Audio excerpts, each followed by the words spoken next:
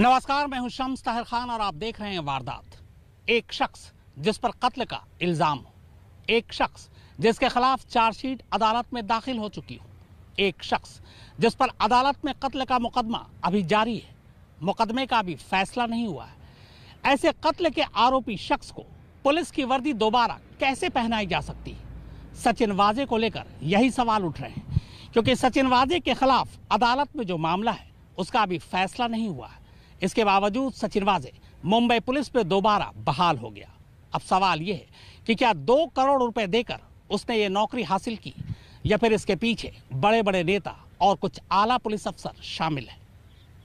16 साल की बर्खास्तगी के बाद सचिन वाजे को वापस नौकरी किसने दी? किसके कहने पर दी? क्या शिवसेना की सिफारिश पर दी? अगर हाँ, तो शिवसेना का वो नेता कौन है? या तब के पुलिस कमिश्नर परमवीर सिंह का ये फैसला था? क्या नौकरी के लिए सचिन वाजे ने 2 करोड़ रुपए दिए? तो क्या ये पैसे अनिल देशमुख ने लिए? कत्ल के एक आरोपी को वापस पुलिस में नौकरी कैसे दी जा सकती? क्या कत्ल का कोई आरोपी जिसका केस अब भी अदालत में चल रहा हो, जो 16 साल पुलिस फोर्स से बर्खास्त रहा, उसे अदालत का फैसला आने से पहले ही कानूनन वापस पुलिस में नौकरी दी जा सकती है? वो भी उसी क्राइम ब्रांच के CIU में, जिसमें रहते हुए उस पर न सिर्फ कत्ल का इल्जाम लगा बल्कि चार्जशीट में भी उसका नाम सबसे ऊपर है। आखिर ऐसी क्या मजबूरी थी जो अदालत का फैसला आने से पहले ही सचिन वाजे को वापस पुलिस में लाने के लिए बड़े बड़े नेताओं और आला पुलिस अफसरों ने सारे कानून और सारी नैतिकता को ताक पर रख दिया? वापस नौकरी पाने के लिए 2 करोड़ की रिश्वत मांगने की सचिन वाजे के इल्जाम के बाद ये जरूरी हो गया है कि सचिन वाजे की दोबारा पुलिस में भर्ती की पूरी कहानी समझी जाए। कहानी की शुरुआत होती है 7 जनवरी 2003 को। दरअसल 2002 में घाटकोपर रेलवे स्टेशन के बाहर बेस्ट की एक बस में धमाका हुआ था। इसमें 2 लोग मारे गए थे जबकि 50 लोग घायल हुए। इस धमाके की जांच तब क्राइम ब्रांच CIU कर रही थी। सचिन वाजे तब उसी टीम का हिस्सा थे। 25 दिसंबर 2002 को सचिन वाजे ने इसी घाटकोपर धमाके के सिलसिले में 4 लोगों को गिरफ्तार किया। इनमें से एक सॉफ्टवेयर इंजीनियर 27 साल का ख्वाजा यूनुस था। इन 4 को सचिन वाजे ने ही गिरफ्तार किया था। गिरफ्तारी के करीब 2 हफ्ते बाद 7 जनवरी 2003 को सचिन वाजे घाटकोपर पुलिस थाने में एक रिपोर्ट लिखाता है। रिपोर्ट ये कि घाटकोपर धमाके की जांच के सिलसिले में 6 जनवरी को वो ख्वाजा यूनुस और बाकी आरोपियों को एक जीप में औरंगाबाद ले जा रहा था, पर रास्ते में जीप का एक्सीडेंट हो गया। इसका फायदा उठाकर ख्वाजा यूनुस पुलिस हिरासत से भाग निकला। ख्वाजा यूनुस की गुमशुदगी से उसके घर वाले परेशान हो गए। इसी के बाद जब उन्होंने बॉम्बे हाईकोर्ट का दरवाजा खटखटाया, तब बॉम्बे हाईकोर्ट ने ख्वाजा यूनुस की गुमशुदगी की जांच मुंबई CID को सौंप दी। इसी जांच के दौरान ख्वाजा यूनुस के साथ गिरफ्तार एक और शख्स जो पेशे से डॉक्टर था, डॉक्टर मतीन, उसने ये बयान दिया कि 6 जनवरी की रात को उसने ख्वाजा यूनुस को घाटकोपर पुलिस थाने में आखिरी बार देखा था। तब वो चीख रहा था। सचिन वाजे और उनकी टीम के लोग उसे बुरी तरह से पीट रहे थे। पिटाई की वजह से ख्वाजा यूनुस ने खून की उल्टियां करनी शुरू कर दी। डॉक्टर मतीन के बयान के मुताबिक उसकी हालत को देखते हुए यह तय था कि सुबह होने से पहले वो दम तोड़ देगा, और यही हुआ। पुलिस हिरासत में पुलिस वालों ने ही उसका कत्ल कर दिया। चश्मदीद डॉक्टर मतीन के बयान और CID की जांच के बाद CID ने जो अपनी रिपोर्ट दी उसमें यह माना कि ख्वाजा यूनुस का कत्ल हो चुका है और इस कत्ल के लिए सचिन वाजे और उसकी टीम के 3 पुलिस वाले कसूरवार हैं। इसके बाद CID ने 2004 में सचिन वाजे और 3 पुलिस वालों को गिरफ्तार कर लिया। इनकी गिरफ्तारी होते ही मुंबई पुलिस ने सचिन वाजे समेत 4 पुलिस वाले को सस्पेंड कर दिया। इसके बाद निचली अदालत में CID ने बाकायदा ख्वाजा यूनुस के कत्ल के इल्जाम में सचिन वाजे समेत CIU से जुड़े 4 पुलिस वालों के खिलाफ धारा 302 समेत कई धाराओं में चार्जशीट दाखिल कर दी।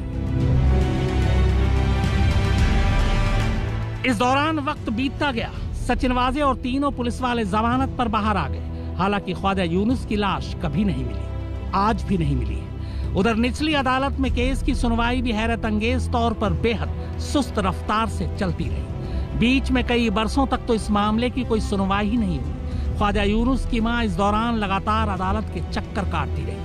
उनकी कोशिशों से 2017 में फिर से सुनवाई शुरू हुई। सचिन वाजे को उसको तरक्की दिया गया, हालांकि वो ख्वाजा यूनुस का कातिल है। तो हमने भी कहा है कि आपने ख्वाजा यूनुस के कातिल को क्यों लिया गया है, तो उन्होंने कोई एक्शन नहीं लिए। तो मैं कहती हूँ कि अब सचिन वाजे कुछ अगर आप पहले से एक्शन लेते थे कुछ, तो आगे ये ऐसी बात नौबत नहीं आती थी। और सचिन वाजे तो ऐसे कई इंक्वार्टर करे उन्होंने, ख्वाजा यूनुस का भी इंक्वार्टर उन्होंने करे, मगर सरकार ने नहीं मानी। हमने बहुत कोर्ट कचहरी किए, यहाँ तक कि अब 17 साल के 18 साल हो गए केस को, मगर उन्होंने कुछ इंसाफ नहीं दिया हमारे को। और अभी तक हम इंसाफ ही लड़े। सरकार ने ऐसा नहीं करना चाहिए था, क्यों तो उनको एक ये होगा कि सरकार हम जो भी करेंगे, इंक्वार्टर करेंगे, किसको मार देंगे तो सरकार तो हमको ले लेगी। साल 2002 में मुंबई स्थित घाटकोपर में एक ब्लास्ट हुआ। इस ब्लास्ट की इन्वेस्टिगेशन सचिन वाजे और उनकी टीम कर रहे थे। 4 लोगों को इस केस में अरेस्ट किया गया, जिसमें ख्वाजा यूनुस, एक सॉफ्टवेयर इंजीनियर जो कि दुबई में काम किया करते थे, वो भी शामिल थे। 2003 में ख्वाजा यूनुस को टॉर्चर किया गया, उन्हें खून की उल्टियां हुई, जिसके बाद उनकी मृत्यु हो गई। पुलिस ने एक रिपोर्ट बनाई कि ख्वाजा यूनुस को औरंगाबाद ले जाते समय वो पुलिस को चकमा देकर भाग गए हैं। एक हैबियस कॉर्पस ख्वाजा यूनुस के पिता ने फाइल की, जिसके तहत सीआईडी इन्वेस्टिगेशन लॉन्च हुई। सीआईडी ने यह पाया कि पुलिस ने एक नकली रिपोर्ट बनाई थी और ख्वाजा यूनुस की मृत्यु टॉर्चर की वजह से हुई थी।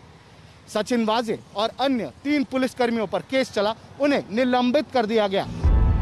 लेकिन इसके बाद फिर सुनवाई धीमे पड़ गई। 2019 में एक आध सुनवाई जरूर हुई, फिर 2020 में कोरोना की आड़ में एक बार फिर सुनवाई ठप पड़ गई।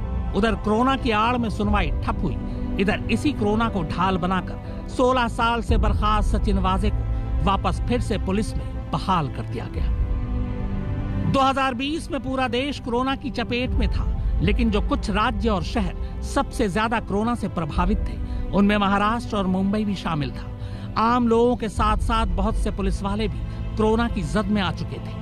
कई पुलिस वालों की तो मौत भी हो चुकी थी। तभी कोरोना के इस कहर के बीच 6 जून 2020 को मुंबई पुलिस कमिश्नर परमवीर सिंह की अध्यक्षता में एक हाई लेवल कमेटी की मीटिंग होती है। यह रिव्यू मीटिंग थी उन पुलिस वालों के लिए जो सस्पेंड थे और जिन्हें बहाल किया जाना था। इस मीटिंग में पुलिस कमिश्नर परमवीर सिंह के अलावा आर्म्ड फोर्सेस के additional commissioner, joint commissioner admin, DCP मंत्रालय सिक्योरिटी शामिल थे। इस मीटिंग में कुल 18 सस्पेंडेड पुलिस वालों को वापस फोर्स में बहाल करने की मंजूरी दे दी गई। तर्क यह दिया गया कि कोरोना की वजह से फोर्स में कमी आ गई है। जिन 18 सस्पेंडेड पुलिस वालों को बहाल किया गया, उनमें से एक था सचिन वाजे। सचिन वाजे को बहाली के बाद 6 जून को ही आर्म्ड पुलिस फोर्स विंग में तैनाती दे दी गई। कायदे से armed police force wing non executive branch है, लेकिन इसके ठीक 3 दिन बाद हैरत अंगेज तौर पर सचिन वाजे को आर्म्ड पुलिस फोर्स विंग से हटाकर आनन फानन में उसी क्राइम इंटेलिजेंस यूनिट यानी सीआईयू में भेज दिया गया, जहां बर्खास्तगी से 16 साल पहले वो आखिरी बार पोस्टेड था और जहां रहते हुए ही पुलिस हिरासत में उस पर ख्वाजा यूनुस के कत्ल का इल्जाम लगा था। हैरानी की बात यह थी कि सचिन वाजे को न सिर्फ सीआईयू में भेजा गया, बल्कि उसे सीआईयू का इंचार्ज भी बना दिया गया। हालांकि सीआईयू का इंचार्ज अमूमन पुलिस इंस्पेक्टर रैंक का कोई अफसर ही होता है, जबकि सचिन वाजे असिस्टेंट पुलिस इंस्पेक्टर था। सचिन वाजे को सीआईयू का इंचार्ज बनाने का फरमान किसी और ने नहीं, बल्कि खुद तब के पुलिस कमिश्नर परमवीर सिंह ने जारी किया था। सीआईयू में आते ही परमवीर सिंह ने सारे हाई प्रोफाइल केसेस की जांच सचिन वाजे को ही दे दी। उधर दूसरी तरफ सचिन वाजे की बहाली की खबर जब ख्वाजा यूनुस की मां आसिया बेगम को लगी, तब उन्होंने अदालत में सचिन वाजे की बहाली को चुनौती दी। आसिया बेगम ने अपनी याचिका में कहा कि सचिन वाजे की बहाली बॉम्बे हाईकोर्ट के 2004 के उस फैसले की अवमानना है, जिसमें अदालत ने वाजे समेत 4 पुलिस वालों के खिलाफ अनुशासनात्मक जांच का आदेश दिया था। आसिया बेगम की इस याचिका पर अदालत में जुलाई 2020 में मुंबई पुलिस ने अपना जवाब कोर्ट को दिया।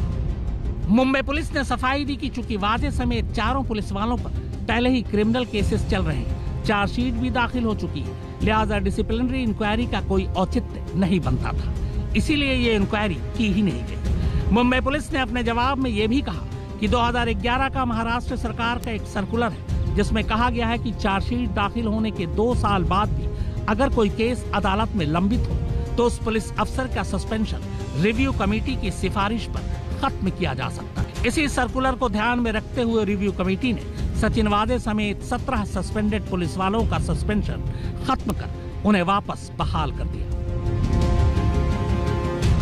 इसी साल जनवरी में बॉम्बे हाईकोर्ट ने ख्वाजा यूनुस की मां आसिया बेगम से पूछा था कि सचिन वाजे की दोबारा बहाली से निजी तौर पर वो कैसे प्रभावित होंगी। इस पर आगे की सुनवाई 31 मार्च को होनी थी, लेकिन उससे पहले ही एंटीलिया केस में 13 मार्च को सचिन वाजे गिरफ्तार हो गए, लिहाजा सुनवाई टल गई। सबसे बड़ा सवाल यह है कि 16 साल तक निलंबित रहने के बाद सचिन वाजे को फिर से नौकरी पर किसने रखा? क्या किसी बड़े नेता की सिफारिश थी या पूर्व मुंबई सीपी परमवीर सिंह ने खुद ही यह फैसला लिया था या किसी बड़े मंत्री की सिफारिश हुई थी? इन सारे सवालों को एनआईए अब खंगाल रही है और वजह से इसकी पूछताछ कर रही है। मुंबई से विद्या, दिव्यांश और साहिल जोशी के साथ शम्स ताहिर खान।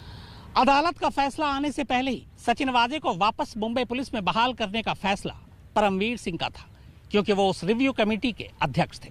इतना ही नहीं, सचिन वाजे को वापस क्राइम ब्रांच सीआईयू में भेजने का फैसला भी परमवीर सिंह का था। और तो और सीआईयू में रहते हुए भी सचिन वाजे अपने सीनियर अफसरों को रिपोर्ट नहीं करता था, बल्कि वो सीधे सीधे परमवीर सिंह को ही रिपोर्ट किया करता था। और यही वजह है कि 2 दिनों से एनआईए परमवीर सिंह से पूछताछ कर रही है। महाराष्ट्र के पूर्व मुख्यमंत्री देवेंद्र फडणवीस ने कुछ वक्त पहले ये इल्जाम लगाया था कि जब शिवसेना के साथ उनकी सरकार थी और वो मुख्यमंत्री थे, तब शिवसेना ने सचिन वाजे को वापस बहाल करने के लिए कहा था। देवेंद्र फडणवीस के मुताबिक तब शिवसेना की इस सिफारिश पर उन्होंने एडवोकेट जनरल से इस पर उनकी राय मांगी थी। एडवोकेट जनरल ने तब कहा था कि ये ठीक नहीं होगा, क्योंकि सचिन वाजे को कोर्ट के आदेश पर सस्पेंड किया गया है और उसके खिलाफ हिरासत में हुई हत्या का मामला भी चल रहा है। 2018 में जिस समय मैं मुख्यमंत्री था, उस समय शिवसेना की ओर से दबाव था कि एपीआई वाजे को फिर एक बार सरकार की सेवा में लिया जाए, पुलिस महकमे में लिया जाए। और उस समय मैंने उनका पास्ट रिकॉर्ड देखने के बाद यह तय किया कि एडवोकेट जनरल की सलाह मैं इसमें लूंगा। और मैंने एडवोकेट जनरल जी की सलाह ली। हालांकि वो कोई रिटर्न सलाह नहीं थी, लेकिन मैंने उनको फाइल दिखाई और उन्होंने मुझे साफ ये कहा कि इस मामले में हाई कोर्ट ने उनको सस्पेंड किया है, बहुत गहरी इंक्वायरी चल रही है, ऐसे समय उनको लेना ठीक नहीं होगा। तो ये तो रही कहानी सचिन वाजे के केस, उसकी बर्खास्तगी और दोबारा उसकी बहाली की। अब सवाल फिर वही उठता है कि आखिर वो कौन लोग हैं जिन्होंने कत्ल के एक आरोपी को सारे नियम कानून ताक पर रखकर न सिर्फ दोबारा वर्दी पहनाई, बल्कि मलाईदार सीआईयू जैसे डिपार्टमेंट का इंचार्ज भी बनाया। क्या परमवीर सिंह ने यह फैसला खुद लिया था? यह फैसला खुद उनका अपना था या फिर सरकार ने यह फैसला उन पर थोपा था?